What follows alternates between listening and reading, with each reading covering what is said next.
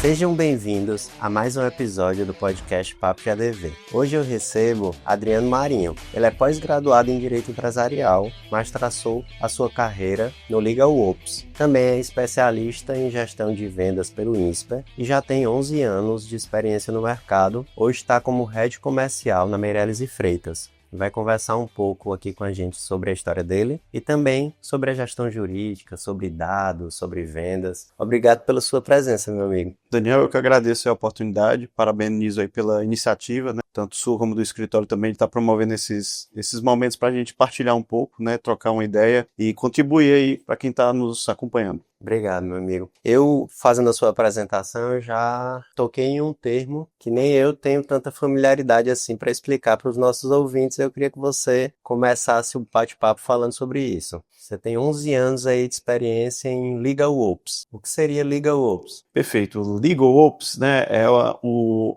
a sigla, né, que já vai diminuir para LOPS daqui a pouco, de Legal Operations. O Legal Operations ele é a evolução da controladoria jurídica, que é aquele setor responsável pelas demandas jurídico-administrativas. A gente sabe que o front do advogado é lidar ali com a audiência, né, com o peticionamento, mas por trás disso existe toda uma gestão necessária para que tudo isso flua da melhor forma. E aí o Legal Operations ele é um passo além da controladoria jurídica para potencializar esse armazenamento de dados e auxiliar que esse profissional do direito atue com dados de forma estratégica. Ele consiga olhar o seu histórico para que ele consiga tomar decisões mais rapidamente e mais assertivas. Seria jurimetria? Perfeito. Para a jurimetria, ela é sim um braço do Legal Operations, né, sem dúvida, porque ele só conseguimos fazer jurimetria se tivermos um Legal Operations bem estruturado. Entendi. Hoje se fala muito em controladoria jurídica e o Ops ainda já seria um passo à frente, né? Perfeito. Já seria um passo à frente, porque a controladoria se resumia muito ali naquelas atividades mais manuais e o Legal Operations ele surge para que essas atividades manuais sejam mais produtivas e utilizadas de forma mais estratégicas. Assertivas, mais inteligentes, né? Mais inteligentes. A carreira jurídica ela não se desenvolve tão rápido quanto as demais empresas, né? Principalmente as empresas de tecnologia, mas aí não vai ter como fugir do registro de tratamento de dados, dessa utilização para os melhores fins, até porque as empresas que a gente assessora vêm com essa bagagem também vai pedir isso, né? Adriana, eu vi e também comentei no seu currículo que você está posicionado hoje em um setor comercial do escritório. Isso me desperta muita curiosidade, até porque é bem alinhado, né, com a sua construção, sobre gestão, sobre administração, sobre vendas no INSPER. E como é que funciona no escritório de advocacia? Você está ali comandando um setor comercial. Perfeito. É muito interessante isso, porque quando a gente fala em termos de escritório, né, ou na ideia do hub de soluções jurídicas, como é o caso da MF Digital Law, Eu até vou aproveitar essa ressalva. O momento mais difícil para mim é o de apresentação, eu tenho que concatenar ali todas as ideias sobre a vida do convidado, mas eu reparei sim que você não está só à frente do Meirelles e Freitas, mas também do MF Law, né? Isso. Que é um braço do escritório voltado para essa questão de tecnologia. Isso. Hoje, na verdade, é uma empresa que traz soluções jurídicas, né? Um hub de soluções jurídicas. Hub de soluções jurídicas ao departamento de jurídicos e escritórios. Hoje a MF Digital Law presta serviços para Meirelles e Freitas advogados, justamente nessas frentes de Legal Operations também. Porque às vezes o departamento jurídico vai ter que ter muita gente ali dedicada para estar realizando essas atividades, né, de cadastro, de cumprimento, pagamentos e outras questões, e aí perde um pouco do sentido ter tudo isso. E aí a MF Digital Law entra para realizar essas atividades, potencializar o armazenamento de dados e dar a eles mais rastreabilidade para daí gerar jurimetria, gerar essas informações estratégicas. Por exemplo, a causa raiz, saber por que está surgindo tanta demanda em determinadas áreas contra aquela empresa. E aí ele consegue, quando a gente tem essa visão, a gente consegue passar para a empresa e o jurídico ele fica muito mais parceiro do negócio, né? Fica muito mais inserido, porque ele consegue demonstrar, né, pontualmente onde é que a empresa está perdendo dinheiro e assim fazer um trabalho preventivo para que evite. De fato, uma solução, né? É uma solução. Não minorar um problema estrutural, né? Exatamente. Mas eu te interrompi. Vamos focar no comercial. Você está lá vendendo para o escritório. Explica para a gente como é que funciona isso. É muito interessante a gente falar da parte comercial para escritório de advocacia, né, e para o hub de soluções, porque nós estamos num segmento que é muito tradicional, né, e para Tá restritivo, né? exatamente, restritivo. Então, quando a gente fala em empresas, em pessoa física ou pessoa jurídica mesmo, a gente precisa estabelecer um relacionamento. Precisa estar sabendo se posicionar para que as pessoas sejam atraídas a entender o produto, a nossa forma de atuação e assim a gente conseguir converter aquela venda. Então é algo muito interessante, é muito desafiador, mas como todo profissional tem skills, né, como nós advogados, volto até a falar, né, temos nossos peticionamentos, as nossas audiências, nossas sustentações orais para fazer, nós temos que ter as nossas soft skills em termos de comunicação e a venda ela é necessária para qualquer pessoa, tanto Qualquer um. exatamente. Aqui dentro do escritório, Daniel, seus advogados eles têm que se vender de certa forma, promover o trabalho deles, dizer onde é que eles estão trazendo um retorno positivo dentro do cenário para os clientes e aqui para o escritório. Assim, também a gente tem que fazer para o nosso serviço, né? Porque a gente promove. Além de ser bom, temos que mostrarmos que somos bons, né? Eu tenho, assim, a visão idêntica, né?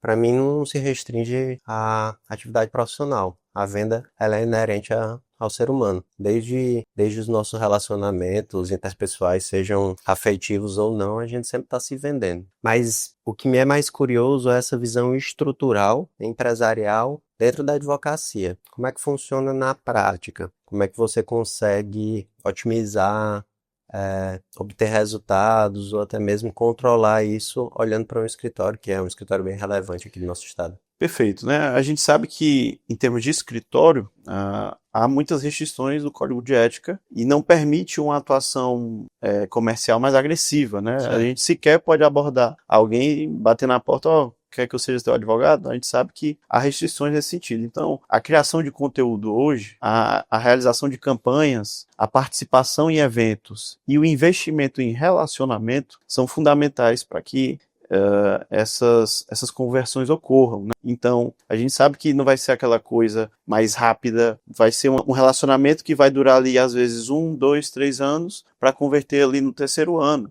Vai ter situação que vai ser mais rapidamente, por uma situação de urgência que uma empresa venha passando, uma pessoa venha passando, mas a gente sabe que para principalmente os grandes negócios, né, esse relacionamento vai precisar sim ser construído. E não somente no âmbito da conversão, mas a partir do momento em que esse cliente chega, né, para o ambiente do escritório, é necessário fazer todo aquele relacionamento para a manutenção, né, para realizar o upselling, né, vender mais. Pós-venda também é venda, né? Pós-venda também é venda, com certeza. Então, o relacionamento, ele, além de promover internamente, né, o upselling, ele também vai fazer com que aquele cliente seja um vendedor seu. Nada melhor do que a indicação, né, de quem já está dentro de casa. Temos todas essas Indicar. ferramentas, mas a indicação, Ela é o vencedor, o campeão. ela sempre supera, né? A indicação, ela não compara tanto preço, a indicação, ela não precisa de prova de autoridade, né? A indicação, ela já vem completamente qualificada, né? Exato. Então vocês controlam, e sob a sua gestão, essas frentes no escritório, essas movimentações possíveis dentro do escritório para que gere mais negócio, né? Perfeito. Não é aquela forma passiva de oferecer o serviço com qualidade e esperar que as coisas aconteçam, né? Vocês botam inteligência para que movimente isso, né? Com certeza. Se fala muito nisso hoje, em razão da tecnologia, temos mais acesso a conteúdo, mas eu vejo que ainda existem alguns colegas que não têm esses termos no seu vocabulário, assim, não encaram a profissão como um vendedor. E a minha visão é que a nossa profissão, ela está mais dependente da venda do que muitas outras que já se preocupam com isso, né? Com certeza. O que é que você acha que está errado nessa postura desse colega?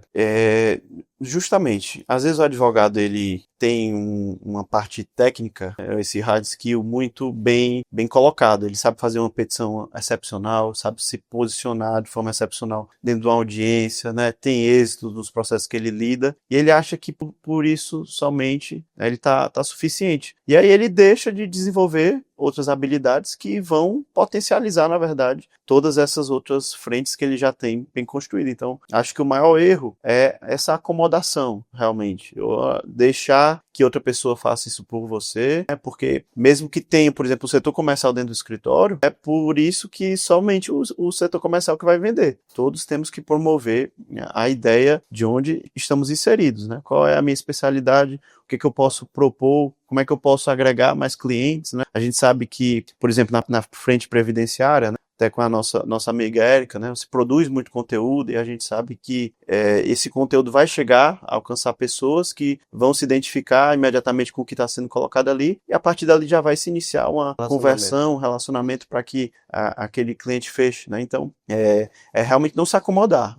É muito importante estabelecer bem toda essa linha comercial para que se agregue cada vez mais clientes. A qualidade na entrega ela é relevante e nunca vai deixar de ser. Mas você só ser bom hoje não é mais suficiente. Você também tem que parecer, você tem que vender, você tem que propagar isso para que dê mais acesso, né? No mínimo, mais velocidade ao seu crescimento. E no teu discurso, né, na tua comunicação, você fala muito sobre soft e hard skills, né? Isso. Sobre o que é inerente à profissão, sobre o que não é. O que é que hoje não é jurídico, mas que você vê claramente que o profissional do direito ele tem que ter, que ele tem que entender. Ele tem que entender de números, cada vez mais. É muito comum, né, o profissional do direito, o estagiário, o estudante, não, pro direito porque eu não sei lidar com números. E quando a gente começa uma atuação profissional, a gente sabe que cada vez mais precisamos lidar com eles, né? Não somente na parte de cálculos trabalhistas, previdenciários e tantas questões que aparecem por aí, mas de saber interpretar quantidades. Até porque eu volto um pouco para a parte do que a gente estava falando de vendas. Quando ele interpreta o número, ele sabe, por exemplo, fazer um levantamento do índice de êxito dele nas demandas que ele é especialista para promover isso no mercado, né? Por exemplo, ele vai levantar os processos que ele tem e vai saber, olha, eu tive 98% de êxito aqui nessas demandas iguais à sua, tá aqui o resultado, o que eu consegui trazer para essas pessoas e eu posso... Jurimetria também, né? Um recorde de jurimetria. Por isso que a gente fala que lidar com números, né, é algo muito importante e tem que ser cada vez mais desenvolvido por esses profissionais. Esqueça essa ideia de que entrou por direito e não vai trabalhar com número. Isso é mágico, porque hoje eu como você, eu olho mais para a gestão do escritório, né? Eu olho hoje para o escritório como uma empresa. O jurídico, para mim, ele é o nosso produto. E quando isso era diferente, quando eu estava à frente do jurídico, o cliente ele me perguntava assim, qual é a possibilidade disso dar certo, qual é a possibilidade disso dar errado? E eu falava, poxa, eu não tenho como lhe passar uma possibilidade.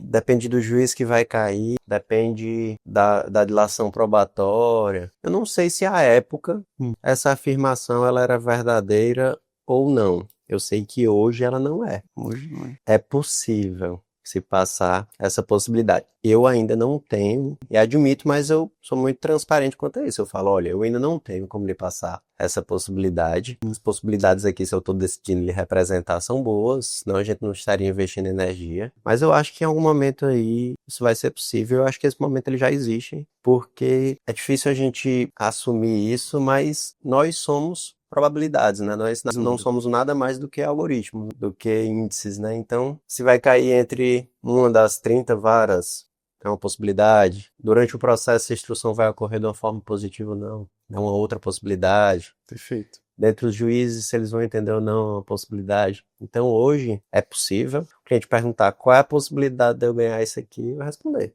67%. Exatamente. Não é verdade? Essa é a ideia. O mercado, eu posso dizer, principalmente em termos de departamento jurídico, que ele cansou daquele retorno de a gente mandar um relatóriozinho, ele não entender nada que está escrito ali e ele só querer saber no final. O que eu vou ganhar, o que eu vou perder aqui? Seja mais objetivo comigo. Até os departamentos jurídicos, eles têm muito essa dificuldade. Chegava para fazer, por exemplo, o provisionamento do ano de 2026, aí, não, vou fazer que nem foi. Esse ano de 2025 deu certo, aí chega ano que vem, gasta tudo com condenação até maio, aí chega em junho, tem que fazer contingenciamento porque não tem mais de onde tirar dinheiro, porque a empresa já provisionou, né? Já fez todo o planejamento. Então, hoje quando você tem dados, números, você consegue trazer esse número, 67%, 90% de êxito, ou provavelmente você vai perder ano que vem R$1 milhão, porque é o que está provisionado aqui nessas sentenças que você vai perder, e a média de duração até a execução, nessas varas aqui, daqui uns 180 dias. Então, tudo isso a gente consegue hoje demonstrar e ser mais assertivo.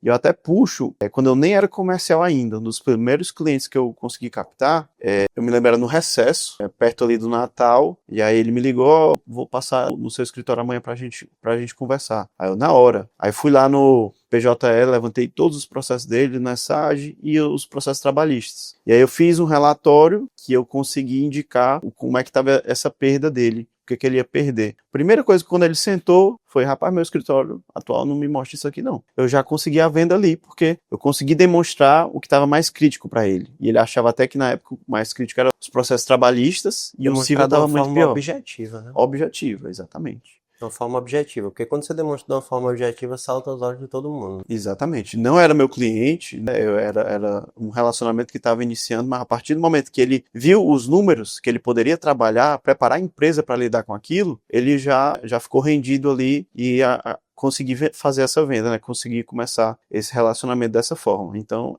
hoje o que impressiona. E não serve somente para a empresa. Se você leva isso para a pessoa física, né, no caso, demanda trabalhista, previdenciário, casos similares ao seu, que 90% de êxito, esses 10% aqui foi por isso, e esses pequenos detalhes que se diferem totalmente da sua realidade, você consegue mostrar. E não só para venda, né, Adriano, para o planejamento estratégico do escritório. Com certeza. A gente é um escritório que tem um contencioso alto, razoável em relação ao nosso faturamento hoje, e se a gente tivesse a propriedade do nosso ativo judicial e as perspectivas assim, seguras desses resultados, as nossas decisões elas seriam muito mais assertivas, deixariam de ser só intuitivas para ser intuitivas e baseadas em dados, né? Eu acho que a intuição ela sempre vai ser relevante, né? A nossa capacidade de percepção deve ser considerada também, mas os dados eles não podem ser ignorados, né? Sem dúvida nenhuma. A gente tem que utilizar cada vez mais. E como você é um gestor, você pode trazer esses números internamente mesmo, apreciar como é que estão lidando seus advogados com as demandas, né? O que eles estão produzindo semanalmente, mensalmente, e qual o retorno financeiro disso? Como é que está essa produção? Porque aí de repente você vê que aquele determinado profissional lida melhor na parte de defesa dos interesses da empresa, porque ele tem muito êxito nas contestações, nos recursos, por exemplo, e você vai alocando, né, de acordo com a expertise desses profissionais. Isso, com dados, não com feeling, né? Não, exatamente. O feeling é muito importante, sim, sem dúvida, mas você potencializa o feeling quando você olha para os números. Isso, e o feeling ele é limitado. Dependendo do porte do escritório, é só feeling. Até porque quando você começa, você não tem dados. Exatamente. Você tem vontade, né? Então ele é importantíssimo. A observação para os dados, ele não enfraquece o feeling, ele realmente é um complemento necessário, né? É porque quando vai em uma visão macro, você vai perdendo a sensibilidade sobre uma avaliação de uma pessoa, você vai perdendo a possibilidade de tratamento de todas aquelas informações, né? Aí os dados vêm e te dão esse suporte. E nesse contexto de controladoria LegalOps, qual é o reflexo que você está vendo ou que você acredita que virá com o boom da inteligência artificial? Perfeito. Hoje, a maioria dos departamentos e escritórios de advocacia ainda precisam avançar bastante em termos de controladoria e legal operations. E a inteligência artificial, ela chegou realmente para ficar. Hoje, muitas vezes, né, é melhor que o estagiário verde ali que chega assim, lidar com determinadas demandas, ainda mais quando tem essa ideia da inteligência aprender e lidar com as demandas mais comuns do escritório. Mas eu acho que o mais interessante é quando a gente tiver essa potencialização de armazenamento de dados, é que as inteligências artificiais consigam interpretar os dados por nós. Porque aí vai acelerar ainda mais todo esse processo decisório, vai auxiliar não somente para a parte comercial, mas também para a parte, né, de gestão interna, vai conseguir te apontar como é que está essa divisão, quem é que pode ser realocado de repente para outra função. Então, esse é um próximo avanço que vai acontecer, porque hoje você vai para uma final firewall da vida, tem 1001 soluções de inteligência artificial para tudo, mas ainda está deficitário essa inteligência artificial apreciadora do dado, interpretadora da informação. E é isso que a gente está buscando, até com a inteligênciazinha que a gente está desenvolvendo, que é o Thiago, né? Que ele é voltado para essa interpretação de informações, até para dizer, olha, aqui está faltando informação, tem que melhorar aqui esse armazenamento, melhorar esse fluxo de armazenamento para que eu consiga te dar uma resposta melhor. Então é isso que a gente vem buscando desenvolver também. Nesse cenário, Adriano, eu concordo também com você. Inclusive, eu que não peticiono, não faço a elaboração documental hoje, o maior auxílio que eu tenho na inteligência artificial é como assistente em decisões, por informações que são fornecidas por mim. Então, se as informações forem oferecidas de forma sistêmica, né, que são indiscutivelmente imparciais, isso aí vão ter decisões ainda melhores, né? Perfeito. E observando isso, observando esses avanços, onde é que você acha que o advogado ele irá se encaixar nessa realidade? Eu venho pensando muito sobre isso e pode ser bem irresponsável com a sua resposta, e eu digo sobre responsabilidade porque a gente está todos os dias obtendo novas informações, a gente não sabe, eu realmente não sei, então não assuma compromisso com o que você está dizendo, não, mas como é que você vê hoje assim, e eu venho estudando sobre isso, assim, onde é que eu vou estar? Passei por um momento ontem que foi curioso, eu fui almoçar com meu pai é sertanejo, mora em Aracati, e aí ele não conhecia ainda o ChatGPT, embora durante toda a vida tenha sido um senhor que tenha se adaptado muito bem as tecnologias. Fala comigo pelo WhatsApp, responde os e-mails, faz todos os pagamentos virtuais, não é aquele cara quadrado, não. Mas por ironia, ele ainda não tinha utilizado o ChatGPT. E aí, bicho, eu mostrando pra ele da possibilidade, né? Eu não soube como mostrar pra ele a possibilidade, eu perguntei, pai, o que é que o senhor gosta de filosofia, de tal coisa? Não, eu gosto de Ariano Suassuna. Eu peguei e escrevi. Faça um verso como se fosse Ariano Suassuna para um senhor de 75 anos, que é engenheiro, que nasceu no sertão de Pernambuco. Eu dei uma orientação assim, que pra mim ia ser só uma brincadeira. O velho lacrimejou. Quando saiu o verso, ele lacrimejou. E ele é engenheiro, acho que eu comentei, né? Sim. Foi um cara que eu admirei muito a forma que ele adquiriu o conhecimento da vida, e ele olhou assim pra mim e falou, não precisa mais da gente não, viu, Daniel? Ele não viu mais nada. Não viu. Ele ficou assustado, entendeu? Sim. Emocionado, né? Eu olhei assim, onde é que a gente se encaixa nisso? Porque eu não acho que o que ele falou é verdadeiro, não precisa mais da gente, não. Acho que ele deu uma emocionada no negócio, mas onde é que a gente se encaixa? Quais vão ser as inteligências que a gente vai precisar para ser útil, ser valorizado dentro dessa realidade? Inteligência artificial, legal operation. Perfeito, Daniel. É interessante você colocar isso aí, porque quando você fala que construiu todo esse texto, para ter algo direcionado para o seu pai, você teve que construir o prompt. Então, primeiro de tudo, por trás da inteligência artificial, sempre vai ter aquela pessoa que vai construir o prompt. Hoje em dia tem cursos, né, para você fazer prompts específicos para advocacia, para contabilidade, para o marketing, né? Então, tudo isso tem sempre a pessoa por trás. E aí, eu acho que, na verdade, essa reflexão é mais um convite mesmo, que as pessoas não parem no tempo, né? Elas desenvolvam cada vez mais as soft skills, que a gente estava conversando lá no início. Porque a gente fala comunicação, vendas, né, diversas outras questões relacionais, mas hoje uma soft skill de toda profissão vai ser a utilização da inteligência artificial. É uma hard skill para o programador, a inteligência artificial, mas para os demais, vai ser uma soft skill. Faz sentido. Então é algo que a gente vai precisar inserir no nosso dia a dia, e vai ser cada vez mais necessário. Entendi. Então, do ponto de vista, a gente tem que estar olhando para essas habilidades e não para não ficar para trás no mercado. Exatamente. Temos que cada vez mais desenvolver. Eu acredito que a inteligência artificial abriu portas para outras inteligências e questões que vão aparecer, né, em termos de tecnologia para a gente utilizar no dia a dia, e é um convite aos profissionais em geral e a nós advogados aí a estar abertos e aptos à utilização. Tem um livro, Adriano, que é Napoleão Hill, que ele escreveu O Homem que Entrevistou o Diabo, eu acho. Só que esse livro dele foi publicado post-mortem, é um livro de 1900 e pouquinho. As Leis do Triunfo, nome do livro. E tem um trecho que ele fala, assim, hoje, se referindo à época, naturalmente, quem quer ter sucesso, quem quer crescer, tem muita facilidade. Basta se deslocar a uma biblioteca pública e ler sobre todas as histórias, ler sobre todos os conteúdos. Basta você querer executar.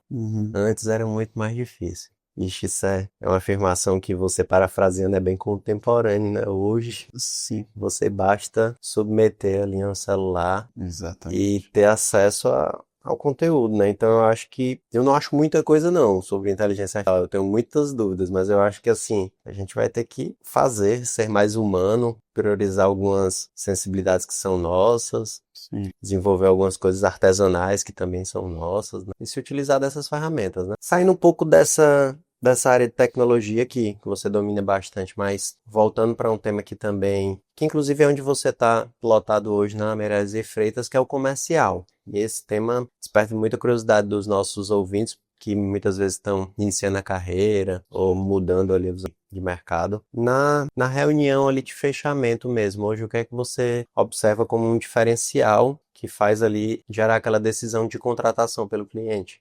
Na reunião de fechamento, ele vai ouvir toda a ladainha do escritório, de muito tempo, de tradição de mercado, saber dos clientes que ele já tem, mas o que vai ser o diferencial hoje realmente é essa aptidão para lidar com os números e ser objetivo no que é interessante para a empresa. É entender cada vez mais do negócio. É saber que aquela demanda trabalhista não é uma demanda trabalhista como qualquer outra. É uma demanda trabalhista daquele cliente que é uma farmácia, por exemplo, daquela escola, né? É entender a peculiaridade do negócio para aplicar a advocacia dentro desse tipo de negócio. A gente sabe a infinidade de legislações que o Brasil tem hoje, e aí quando a gente une esse olhar peculiar para aquele negócio, a gente envolve profissionais que sabem lidar com aquele tipo de negócio de forma peculiar também, né, sabendo, entendendo a delicadeza, e aplica essa jornada de dados, né, no dia a dia, vai facilitar e vai realmente encher os olhos dessas pessoas, né, dessas empresas que estão buscando uma parceria como essa. Então, é algo determinante, diferencial, sem dúvida nenhuma, a união desses dois fatores, mas é lógico que para chegar até ali é necessária a construção desse relacionamento Do percurso, né? no percurso. E para os colegas que estão traçando um percurso de intraempreendedorismo, que não estão olhando hoje diretamente para vendas, para essa visão comercial, ou para Certo. apresentação de dados diretamente para o cliente. Como é que você vê como diferenciar hoje um advogado que está chegando lá na sua equipe, que é muito grande? Quais são os diferenciais que ele pode entregar para se destacar dentro do escritório? Perfeito. E é até muito importante essa pergunta, porque fica até uma crítica às nossas faculdades, né? Elas não têm formado profissionais aptos a lidar com a advocacia em geral. Ele sai achando que vai fazer um concurso, muitas vezes nem para isso ele é preparado, né? Ele não sabe o que é gestão, ele não sabe o que, é que tem por trás, ele não sabe o que, que é um ESAG, um PJE, que são sistemas básicos da justiça. E aí, o que me enche os olhos realmente são esses profissionais aptos a lidar não somente com aquela questão ali mais tradicional da advocacia. Ele sabe que por trás tem toda uma necessidade de construção e maturidade para que esse front, né, fique mais potencializado. Então é o que hoje enche os olhos, é encontrar profissionais assim, e está muito difícil. A verdade é que a gente tem que trazer para dentro de casa pessoas com potencial para treiná-las, né, porque prontamente no mercado a gente está com dificuldade Sim, mas de achar operadores mesmo, né? operadores, exatamente. Bicho, muito obrigado. É muito conteúdo que até eu tô processando aqui, então vai ser uma pedrada para os nossos ouvintes. É um linguajar que eles utilizam. E para finalizar, eu queria que você desse aquele conselho que seria muito caro para você quando estava começando, sobre a advocacia, sobre a sua visão de negócio. Perfeito. Daniel, primeiramente agradecer a oportunidade, né? Momentos como esse enriquecem não somente aqui para o jurídico cearense, mas para o jurídico nacional, realmente. São temas que são muito relevantes e que é muito comum ver pessoas que estão há anos na advocacia que não têm conhecimento nenhum disso. E é muito importante a gente ter essa troca e agradecer aí mais uma vez a oportunidade. E o que eu queria deixar, assim, que eu gostaria de ter ouvido, né, quando eu era ali um estudante, um sonhador que aspirava aí à advocacia, era realmente essa ideia. Olha, se prepara porque eu fui uma pessoa que entrei na faculdade achando que não ia lidar com números, né? E aí eu queria ter ouvido, olha, se prepare, além da advocacia, dessa parte de audiência, de petição, tem um por trás que é muito importante, você precisa estabelecer, que é essa parte de gestão, e essa gestão vai ser potencializada com dados, né, com informações relevantes para você trazer tanto para o escritório que você está trabalhando, para os seus colegas, mas também para os seus clientes, e isso seria algo muito, muito diferencial na construção da minha carreira, mas graças a Deus, assim que eu iniciei ali o estágio, eu fui enveredando ali para a parte de gestão, controladoria jurídica e depois Legal Operations. Então, não se limitem, tá, ao hard skill. Não achem que é só peticionamento, audiência. Na verdade, os pontos que você acha que você não tem ali o dom, né, que você tem, na verdade, dificuldade, busque desenvolvê-los, porque aí você vai potencializar toda a sua carreira, né, quando você tem isso mais potencializado, né, mais desenvolvido. É isso que eu queria deixar aí pro pessoal. Muito obrigado, meu amigo. Obrigado, Daniel.